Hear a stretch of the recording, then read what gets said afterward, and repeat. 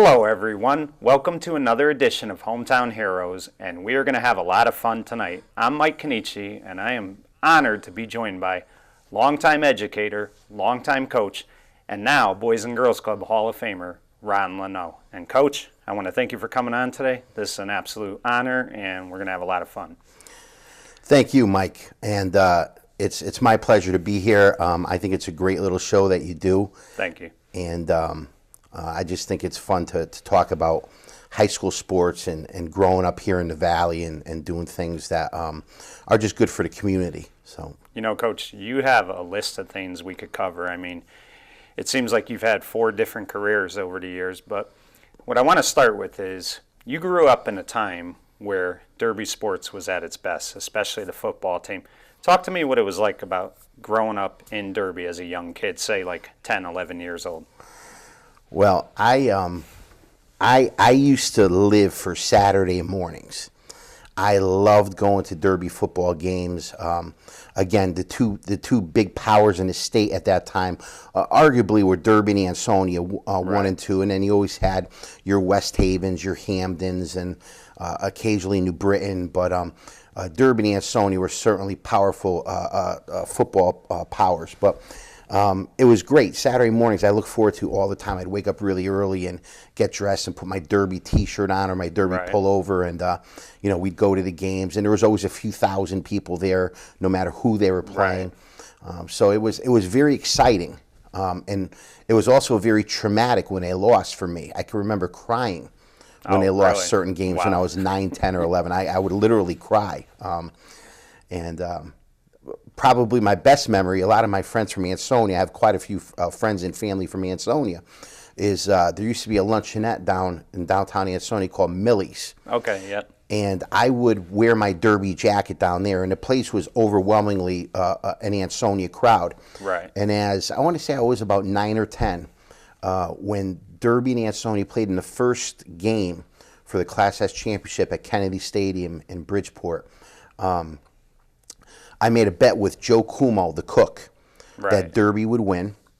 And the bet was simple. If Derby won, he would have gotten me 2 hot dogs with anything I wanted on it and French fries. Right. And if Derby lost, I was confident that Derby would win. I said, I'll push a peanut up and down Ansonia Main Street with my nose. Oh, jeez. And Derby lost 7-6 or 6-0. It was a very, very close game. Right. And the following week I went down there and my father said, you have to own up to your bets. And they put the peanut down on the ground and a couple tears came out of my eyes and I got down on my knees. And then they said, you get up here. And I had 2 hot dogs anyway with Joe Cuomo and Bobo and the whole crew down at Millie's. Right. So. And I'm sure after that loss you were devastated. You said you used to cry. I'm sure after that loss you didn't sleep that night. It was as a kid, that was what was so great about growing up in Derby. I would go to all the Derby football games, the basketball games, the baseball games, and it was just part of growing up in a tight-knit community where sports was very important. Right. Now, did you play Pop Warner as a kid? Yes, I played 3 years. 3 years. And I know in high school you were a linebacker, you were a fullback. What did you play in Pop Warner? Pop Warner, I was an offensive guard. Oh, wow. Toughest position. Yeah. And even in Pop Warner, I had great coaches. Right. Great coaches. We had Carmen DeCenzo and Joe Ukanowitz and Buster Jaddick and Franny Cirillo and just some great guys that were unbelievable teachers of the game. Right. And so I had some Pop Warner coaches I thought that could possibly coach at the high school level, And then obviously the rest is history. When you get up to high school, we had some of the best coaches, some of the best men I've ever been around. Right. If I'm not mistaken, your freshman year you played for Frank Zuba. He was your freshman coach. Yes. Just talk a little bit about freshman year. If I remember correctly, you didn't start right away freshman year, so you had to work your way, onto the field. So how was freshman year? Difficult or? Freshman football was very difficult. For me, it was a big change from Pop Warner, where you had weights, to being, you could go up against kids of any size, and the physicality. There was a big step in that direction too. I was just a regular, average kid. I don't even think I started my first couple games of freshman, but they did let me play fullback and they let me play linebacker, and that's probably what my size was anyway at that time.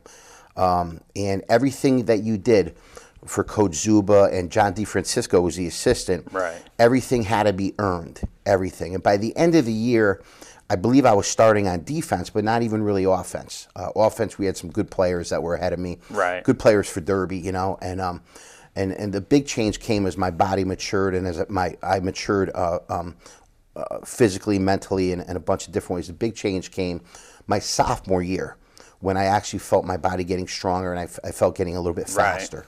Right. So now let me ask you this. Lou DiFilippo, he had been a legend by now by the time you got there, and, you know, he would go on to leave, I think, your senior year. But how nervous were you to come up to that next level playing for a guy of his stature who's so successful? I mean, talk about playing for Lou. I know, again, it was only 2 years, but a lot of respect for Big Lou. He was one of my favorite men of all time. He was a great coach, but a great person. He cared about you as a kid, right, as a citizen, in all ways. He really did. And he was a gentleman. What I really got from him was he was to me almost like a god. You treated him with respect. You were very nervous approaching him to talk to him. Right. And yet he treated you. He would often give you a hug, or he would pat you on the head. Or he really was a father-like figure. And right. And I loved playing for him. He loved tough kids. He loved kids that were good in football, and there was a lot of good football players at Derby at that time. And it was just an unbelievable experience playing for him. Right. And I also know that he encouraged you guys to play other sports. He wasn't about just playing the one sport. He would encourage you guys. I know you played basketball, I think, a couple of years. I think you were even on the team with Greg Spock and Ken Chidoba, the team that went to the tournament in 1982 with George Tanner. But you were also a pretty good baseball player, and I believe you played for longtime coach Tom Fay, correct? Yes. I played 4 years of football, 4 years of baseball. I played 2 years of Derby High School basketball.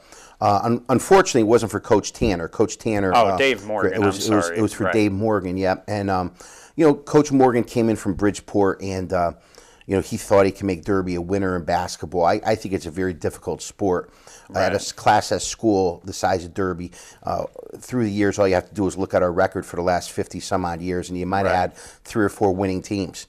But Coach Lou wanted us to be multiple sport athletes, and it was one of those things where he encouraged us to play 2 or 3 sports, and I believe in that too to this day. I like kids who are multiple sport athletes. Right. You only go through high school once, and most kids will not finish 4 years of college playing when push comes to shove, because the pyramid gets so tight at the top, Right. When you go on to the next level.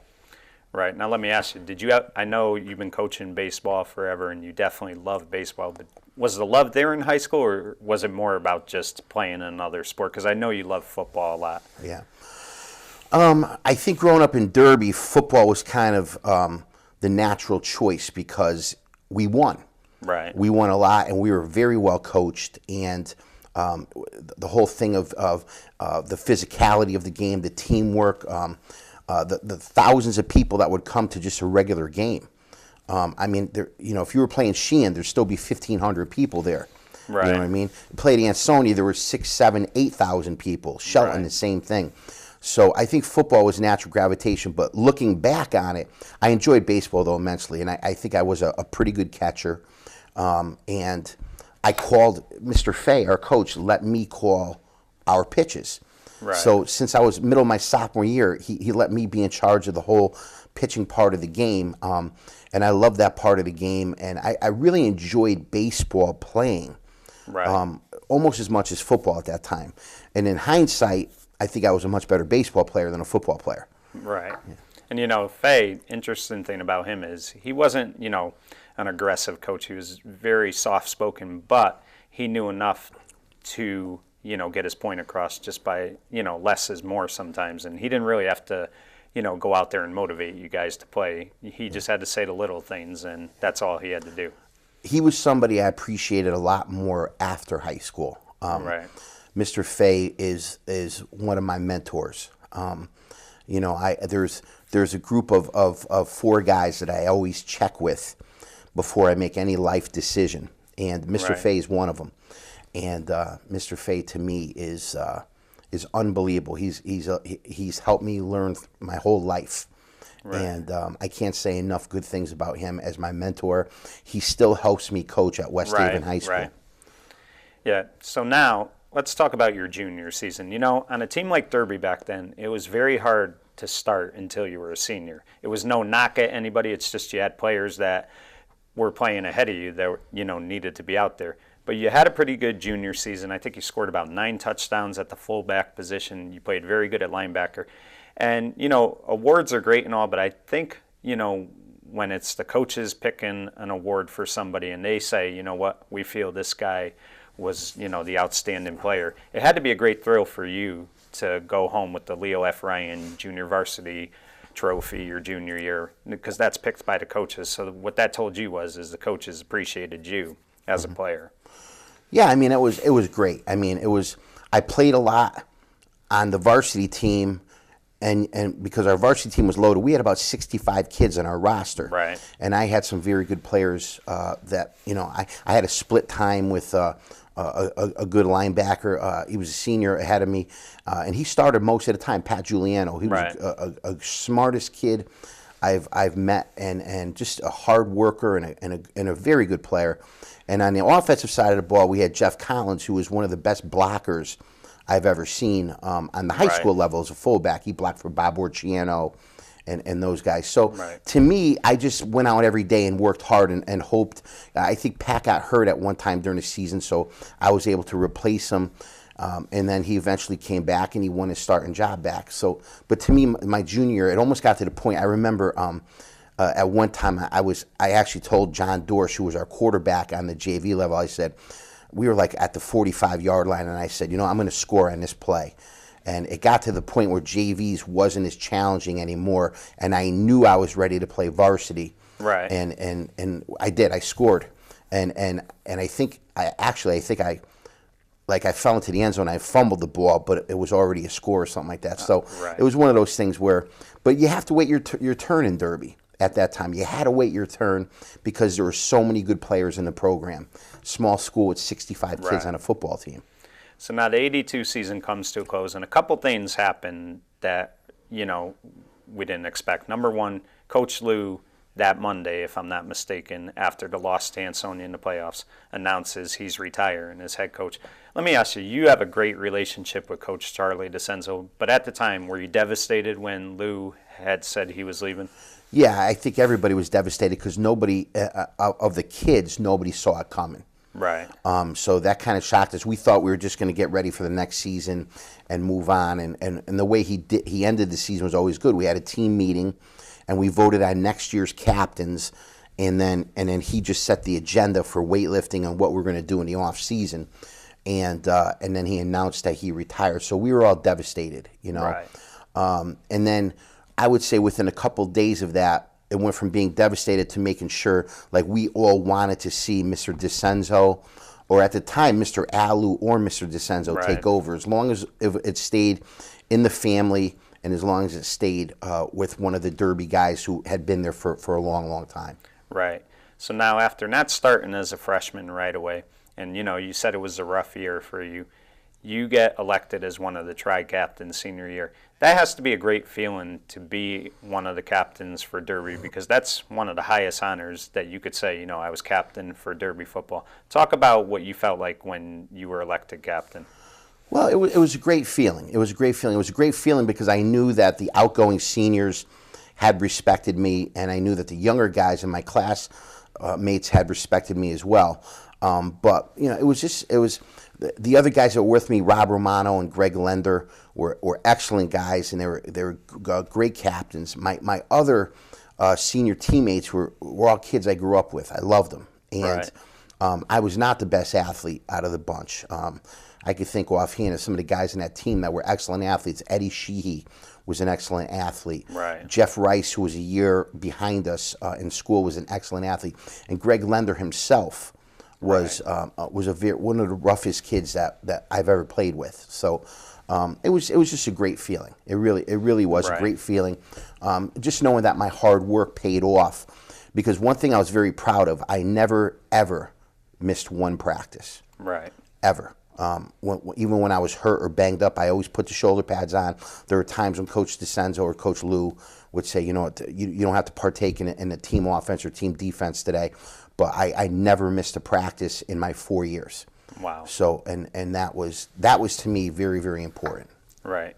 So 83 season begins. Let me ask you this. It was a 5-5 season, but at the same time, you guys were a young group, and you guys, we're going to get to Ansonia in a second, but you guys really, were in every game. There wasn't a game where you guys got blown out. What do you think happened? Do you think you guys could have had a better team, or do you think you did all you could do? I mean, it was Coach DeCenzo's first year, and sometimes it takes a year or two for a new coach to gain momentum. What do you think, 5-5, just a young team? I think given a break or two, we could have been 7-3 or something like that. But Right. we were about where we ended up. Give or take a win or two. Again, it was Mr. DeCenzo's first year. We had replaced. There was like 18 or 19 seniors that left the year before, so we had a lot of first-year guys playing Right. in a very tough league at that time. So, and I think some changes. When I look back as a coach, I laugh because I say, I don't know if I would have been playing fullback. I might have put me down and played guard again. Right. And there might have been a change at quarterback. Our quarterback was maybe one of our best receivers. We also had bad luck because our best receiver, Kent Ritter, Right. got hurt. In the 1 or 2 games he played, he scored 3 or 4 touchdowns. So, Right. and he was 6'4", and so I think it's like a lot of other teams. Everything's got to line up perfectly for you to get the most out of it. But I think. For the most part, our effort-wise, everything was there in terms of effort. And our class, quite frankly, wasn't as athletic as the year before us or the 2 or 3 years that would come up behind us as well. Right. So now let's get into Ansonia. Number one, they finished number 1 in the state, but they also, I think, were 20th in the country when the season had ended. This is a team on paper that's supposed to blow you guys out. You fall behind 12-0. But then you guys come right back with 2 touchdowns, and this game goes right down to the wire. Now, unfortunately, you guys lose 19-13, but that was a classic game. Just talk about the pride you had for that game that day and for your teammates, knowing that you hung with, a monster like that. Well, I give all the credit to the program of Derby, our coaches first of all, and then us as players, because we could have folded our bags immediately. We knew how good they were. Right. I think if you look at their lineup, they had like 5 guys that would go on to UConn. Yeah. They had another guy that went to Miami. They had another few guys that played Division II football, and so they had quite a few college football players on their team. And we had a handful. Okay. Right. When we went down right away, I'll never forget, like I said, holy cow. And I was talking to a very tough kid at the time. He was our defensive end, Joe Cafaso. Okay. And yeah. I remember Joe having his hands on his hips. And he said, oh, my God, we're in big trouble. And I said, oh, man, we got to do something right now. And then Charlie DeCenzo got us together. And he said, look, he goes, the one thing we have is we have some tough kids. You guys are, and we want to make sure that they know they're in a game. So we started running this play. I think it was 42 handback trap. Right. And it was just a handoff to Jeff Rice. And Rice was the one guy who, in my opinion, was one of the hardest running backs at Derby High School in the history of the school. He was just a very, very physical, tough kid. And he willed it. We willed it as a group, but he willed it as well. And I don't know if there's been too many performances against an Ansonia team that were better than that. Right. And Jeff went on to rush for 250 yards. We gave him the ball about 40 times that game. And that slowed down the game enough to get us back in. And I thought the one thing that we could do at Ansonia was get physical with them. I think undoubtedly they had better athletes than we had. Right. And in the end, that's what they did. They got very smart. They threw the ball up to Glenn Antrim, and they won the game with about 5 minutes left on the game, throwing a fade pattern to him.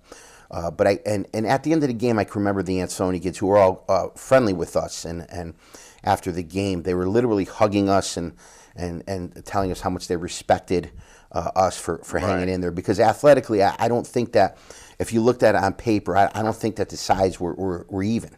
Right. So now the season comes to a close.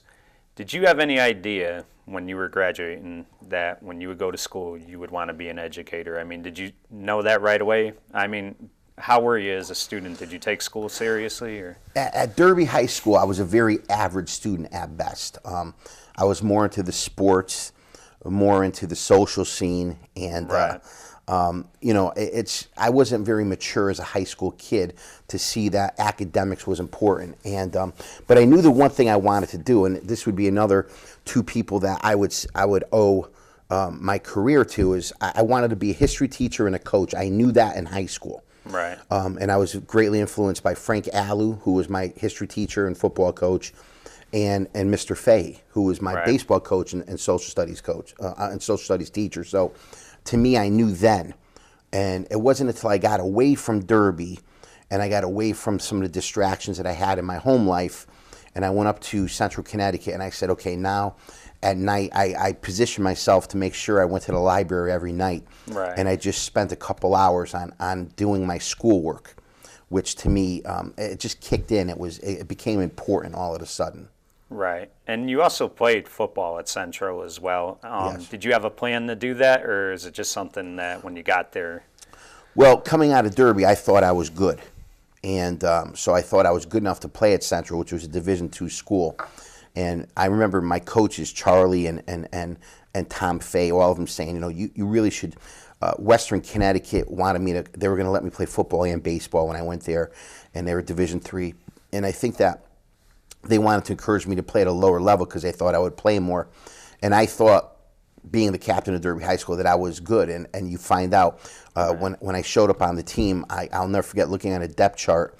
There were 11 outside linebackers listed, and I was number 10 on a depth chart. Oh, wow. And then so but it didn't bother me that much because that's how I had started off at Derby. Right. So I said I could work myself up and play, which eventually I played. But again, hindsight's 2020. I probably should have taken the advice of my high school coaches, and I probably would have got a lot more playing time at a lower division school. Right. And I think at one point you had thought about packing it in, correct? And then you kind of talked to Coach Fay or Coach DeFrancisco, and they kind of talked you out of it. So, I mean, you always went back to the people that influenced you, even when you were out of high school. Absolutely. There was my junior year, I almost quit at Central, and my senior year, I did quit. And I went back to my dorm room, and I called Mr. DeFrancisco and Mr. Fay. And, it didn't make any sense to quit in your senior year. And it was the best decision I made. I went back and I asked the coach if he'd let me back on a team. And he said, of course. Right. You missed one practice. And it just, you get frustrated because you don't realize at the time that maybe you're just not as good as some of the people are in front of you, And Right. So, like I said, that pyramid, it catches up to you sooner or later, and caught up to me. But it was the best decision I made because I stuck it out, and I had a great game against Southern Connecticut, my very last game Right. of my career, and everything worked out because it paved the way for my coaching and teaching career. Right. Now, let me ask you, did you think by playing college football it helped you a lot as a coach later on? Like, did you walk out of there as a senior knowing, more about the game than you would come in? Did you think it helped you as a coach? No doubt. Right. No doubt. All that experience helps you as a coach. And I was lucky enough to be coached by very good people at Central. The coach who I had was a Derby High School graduate in the 1950s, Buddy Amendola. Right. He was my coach for 3 years. An excellent defensive mind, great man as well, a classy professional gentleman. And then I had a great coach who replaced him my senior year, Mike McGlinchey, Right. who was from Salisbury State in Maryland, who was also the same way. Excellent football coach, excellent individual, excellent human being. And another guy named Matt Foster, who's now the head Right. coach of the College of DuPage out in Illinois. So I was always lucky to have played for very good men, coaches. And then another one of my favorites who's at Boston College right now, Frank Leonard. Right. Absolute. He's a crazy man, but guess what? He was a lovable, great guy to play for. Right. So did you, right after you graduated, if I'm not mistaken, did you go to Milford Academy at first to teach? I mean, where did you start? My first job I had a college classmate whose dad was the athletic director at Maloney High School in Meriden. Okay. And I had the opportunity to meet the head coach, Bob Samazik, and I was Right. finishing up college when he offered me an assistant coaching job there, and it was a great first experience Right. coaching high school football. Right. Let me ask you, you chose social studies, obviously, history. Why is it seems when, kids get to high school, they start to appreciate history more. But, through, 8 through like K or K through 8, they seem to always say, oh, social studies is boring. I would think science or math would frustrate them, but it always seems to be social studies. Why do you think most kids at that age don't like social studies? Well, I think kids that are teenagers, and I don't think it's changed much since when I was in school, Right. they're thinking of the present right now. They're not thinking at all about the past, what happened, and how it relates to the future. Right. They're living in the moment. So they don't see that relationship. And I think it's all about sophistication and maturity. I was lucky enough to grow up with my grandparents, who were great storytellers. But I still say this, as a history teacher, if you're a great storyteller, kids will still buy into it and they'll listen to your story. And I think that's one of the biggest things. You have to be a very good storyteller. And I got that skill from my grandmother and grandfather, Right. who were excellent storytellers. My grandmother was an Italian American, and my grandfather was from Montenegro and in the former Yugoslavia. They had war stories, they had family stories, they had culture stories. To me, that's part of being just giving these kids a good story. Right. Now, did you enjoy, when you first started teaching, was it rough for you? Did you question yourself, or did you enjoy it right away? I enjoyed it right away, but I didn't realize how hard it was to be a good teacher. To be a good teacher, you have to be very, very prepared. And I had a great mentor teacher at Platt High School in Meriden. His name was Joe Privisino. Right. And Joe Privisino, my first week or two teaching, I was horrible. And he yelled at me. And he was a little guy, and Right. he yelled at me, and he said, "You're a smart guy. You're a great storyteller, but you're never prepared." So what I started to do is I started treating teaching like football. I started writing out my lesson plans, just writing out. I scripted everything. Right. And my objective and how I was going to get to that objective. And Right. so that's, to me, teaching and coaching. If you're going to do it right, it's the same thing. Right. And then what he did for me was he would meet me an hour before school, and I would present the lesson to him. Oh, wow. Before I presented it to the That's class. pretty amazing. That's And a great job by him. He was awesome. He was another. I've been very lucky to be around individuals like that. Right. So now let's fast forward a little bit. 1992 comes, I believe it's the fall of 92. You return to Derby, not only as a coach, but I think as a part-time history teacher at the time. You come back and a lot of changes. Mike Angelini had retired as principal. Coach DeCenzo had taken over as the principal.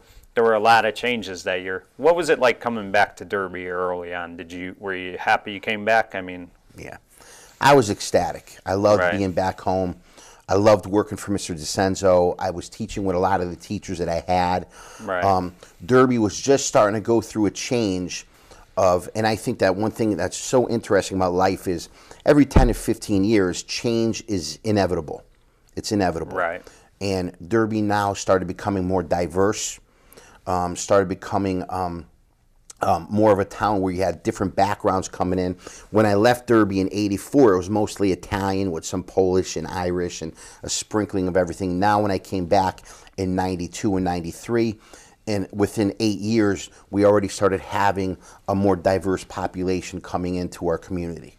Right. And before we get to the football team, you develop relationships, obviously, with Mr. Fay, Coach DeCenzo, Mr. D, but another relationship you developed with a coworker who, you had a good rapport with was Kathy Brown. She was an English teacher at Derby. Just Yes. talk about the relationship there, because I think you kind of looked at her as like a mother figure, kind of, and, she really looked out for you. So just talk about Kathy Brown as an educator and as a friend.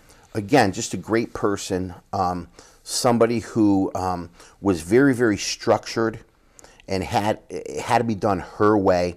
Right. She was very good as a union rep, and she always saw was this person in the school important for the school. Right. And I believe that Mrs. Brown, again, she looked out for me. And when I had my slip ups here and there, she would make sure I believe that she was always in it for the big picture. If she thought you were good for Derby High School, if she thought that you were good for the community, then she would always stick her neck out to try to help you. And she was a very good teacher. I mean, you don't find many better than her. Well, she's another one. I don't think a lot of kids appreciated her until after high school, when they saw that the skills they learned in her classroom would be important for getting through college. Right. So talk about the 92 team. It's your first year back. It's also Coach DeCenzo's final season. But talk about that team, because on paper that team was picked to go, I think, 4-6. Not predicted to do a lot, and they did some great things led by Captain Dave Van Roman. But talk about that 92 team a little bit.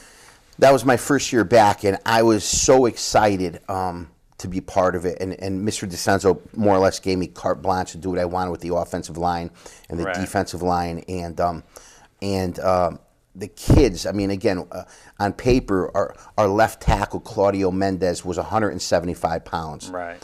Okay, but again, like all other Derby kids, he was tough and he had heart, and he ended up making all league. But I don't think I've ever seen one player in all my years of coaching take control of a team like David Van Roman did, and will everything that there was. He brought the young kids like Jamal Baskins and Stephen Tilkey and Joe Cabral. He made their level of play come up. He made all of his seniors play to his level if they could, and then he backed up every single thing that he said. To me, you know, at the time he was the best player that I've ever coached. He's still one of the top 3 or 4. You know, in all the places that I've been, including college and at West Haven High School. So David, to me, has a special place in terms of just willing a team that undoubtedly I think was not a winning football team, and they ended up being, I think, 7-3. Right.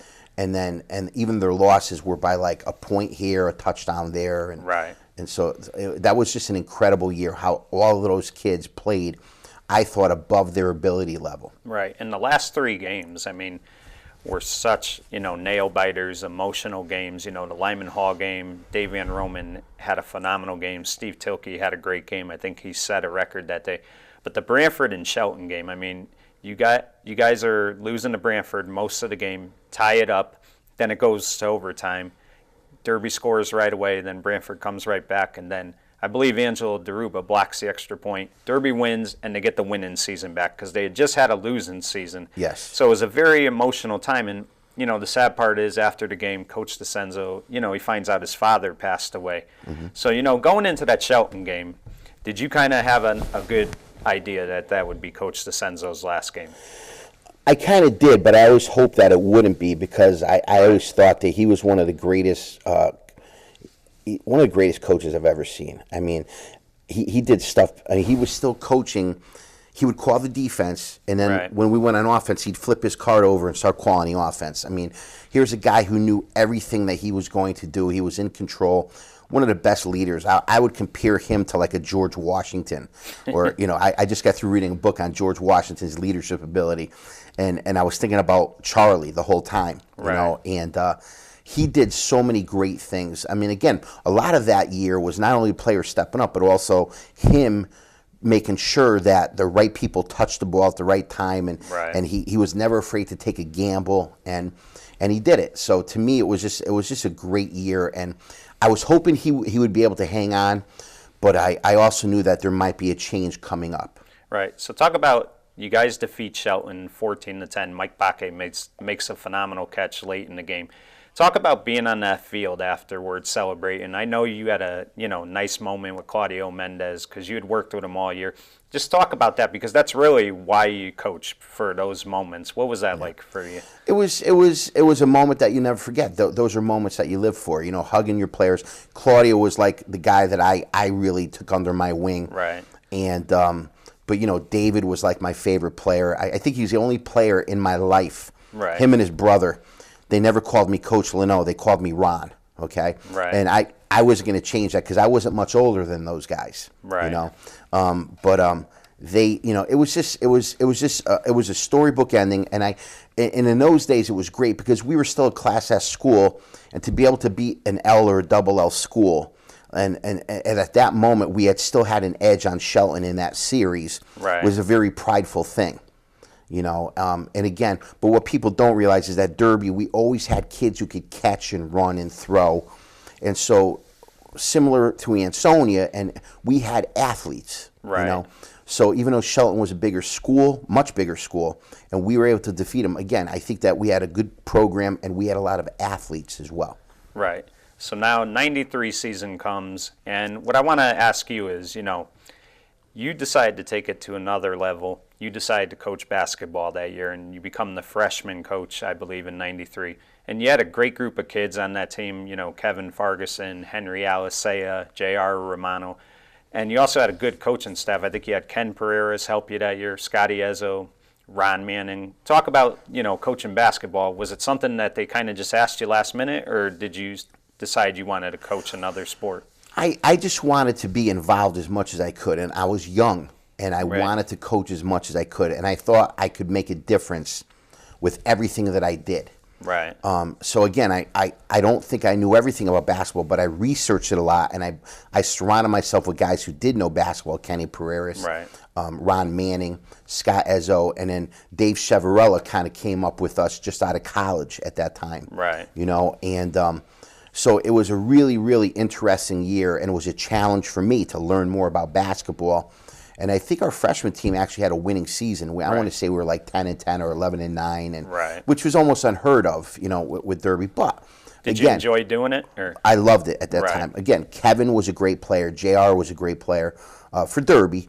Okay. Right. We had Jason Manning, who would end up going to St. Joe's. Right. So I had good players too. And you had some good eighth graders. I believe Ryan Pereiras played on that team. Yes. So you had some good players. Yes.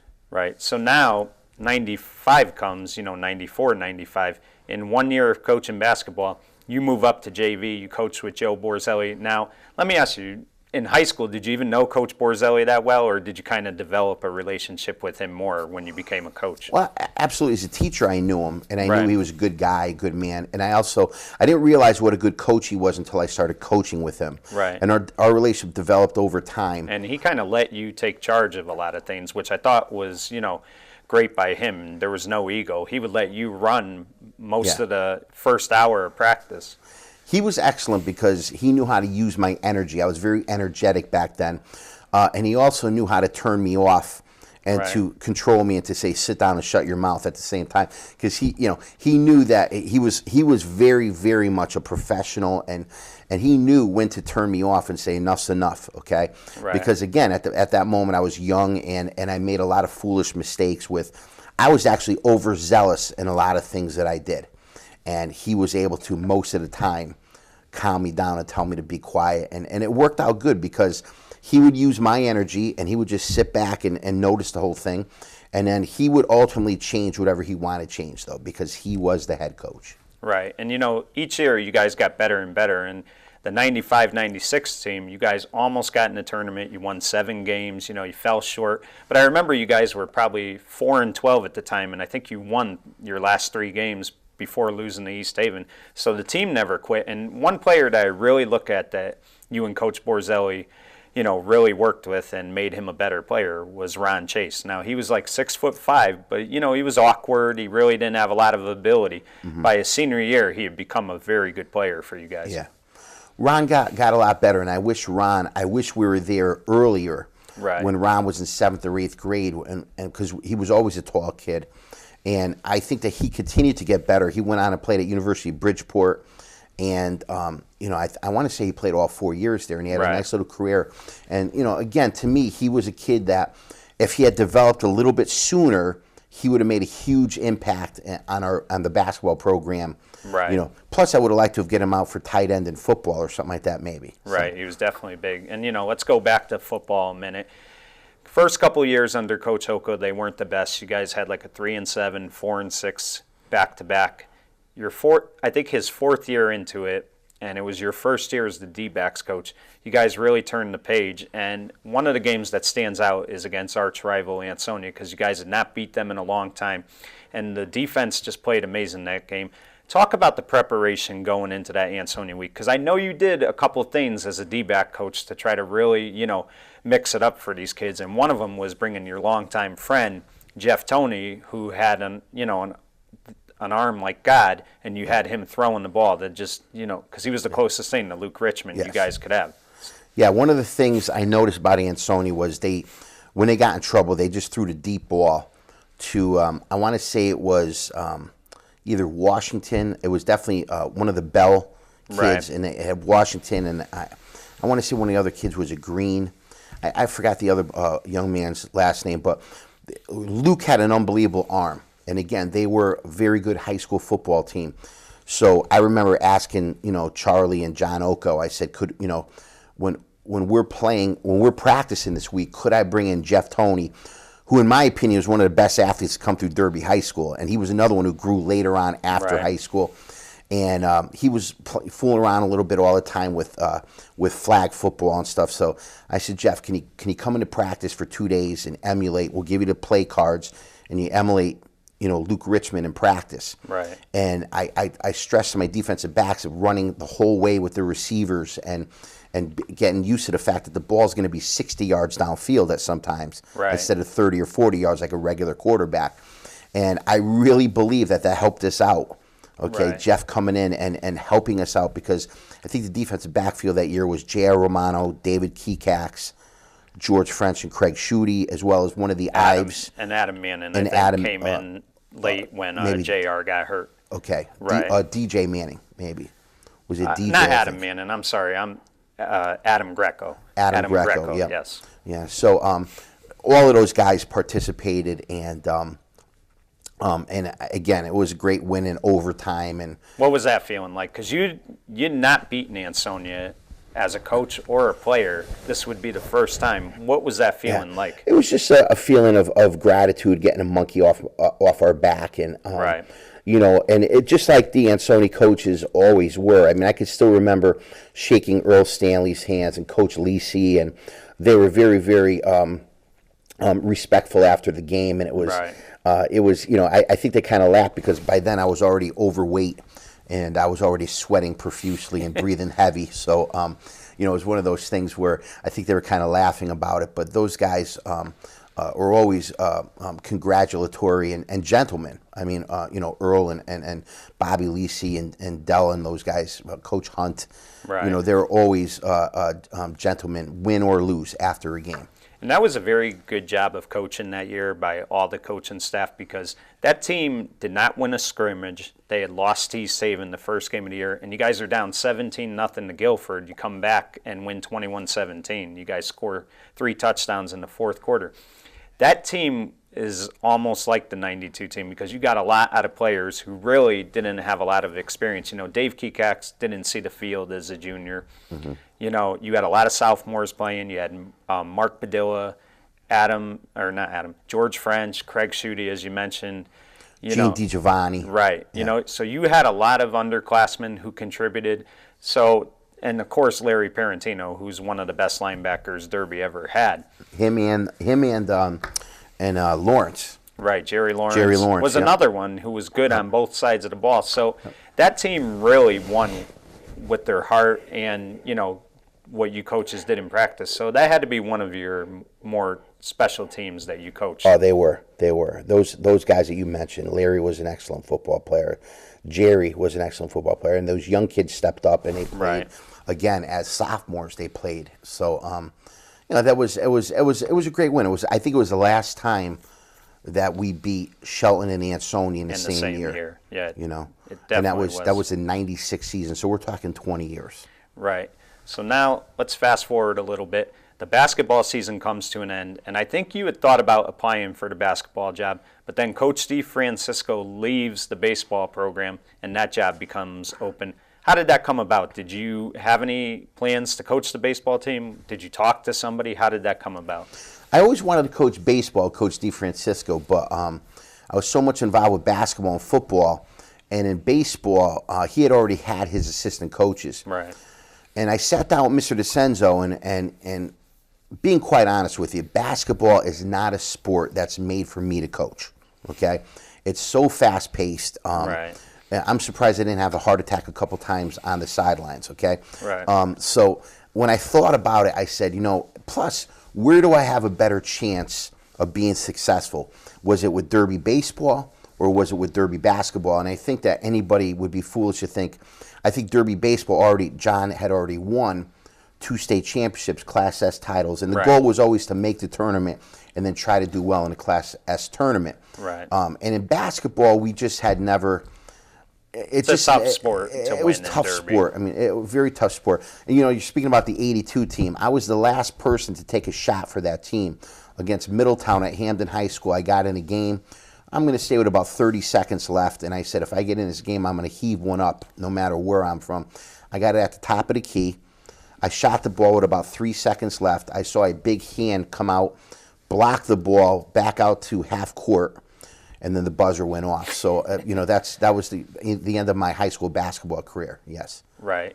Now, did you feel a lot of pressure to win Derby? Had just come off a state title, but you had a young team, and it wasn't going to be as good as the team before. I think you guys went 3-17, Yeah. but then you bounced back the second year and go 11-9, make the tournament. But Yep. did you put a ton of pressure on yourself in the beginning? I think all coaches do. Right. They put pressure on themselves. I just wanted to be the best we could be, and I can honestly say 3-17 with a group of all sophomores and a couple untested seniors was the best we could be. We beat Sheehan, and we beat North Branford twice, who in their league was like 15-5.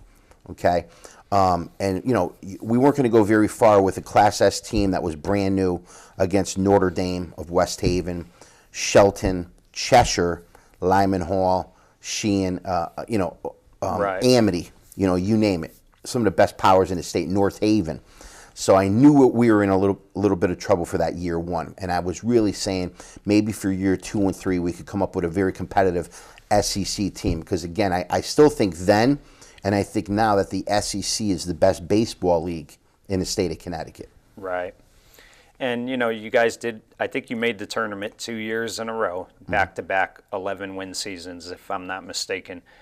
Let me ask you, back then, I think I know the answer now, but back then, did you enjoy coaching baseball more or football more? It was at that moment I started saying I like both of them. Right. I love the preparation and the organization that goes with coaching football, and especially the football game, the Friday night games. Right. Okay. In terms of overall fun, though, baseball practice can be made fun. Right. You know what I mean? I don't know if football practice is always fun. It's always work. Right. And I think that, but I do think that one feeds off the other, and I've learned quite a bit. But I started to say, I'm kind of liking baseball a lot right now. Right. And not a lot of people realize that you're not just coaching. You're going to school every day, teaching for 7 hours. Then you're going to the field. I mean, was there ever a time where you're like, you know what, I need a break. I got to walk away from all this, or did you just want to keep going? I was getting tired at times, and Right. and I would have to vent sometimes, and it was that's difficult, and I don't think a lot of people understand until you actually teach and coach, and I think it's worse today. I think it's with the media, with parents, some parents being out there, administrators. I think that coaching is even harder today than it was even 10 or 15 Yes. years ago. So now you go from teaching to coaching, and it's very, very difficult to do. And I don't think anybody really knows until they do it. Right. So to me, I really didn't start getting tired, though, physically and mentally tired, I would say, until the last 10 years, 10 to Right. 12 years. Again, as you get older, Your tolerance. yeah. your tolerance gets a little bit less, Right. As a teacher, let's get back to that. One of the things that was very unique about you that I really liked a lot is you didn't just talk to athletes. You talked to non-athletes. You would talk to kids who probably didn't always get people showing them attention. And those type of kids, really, it made them feel appreciated. I mean, they would always say, hey, Mr. Luneau, they tell you a story. You always went out of your way to know every kid's name and to know what was going on, if there was anything you could do to help them. Just talk about that. Like, you weren't the type of guy, if you don't play sports, I'm not going to talk to you. You enjoyed your students a lot. Well, I think the one thing that I've been lucky enough to have in my life, I love people. Right. And I love learning about people. And I love And I always root for that underdog too. I'm an underdog person. So to me, that kid who's walking around a school with a leather jacket on at the time, I'm thinking about two kids in particular back in the 90s in Derby.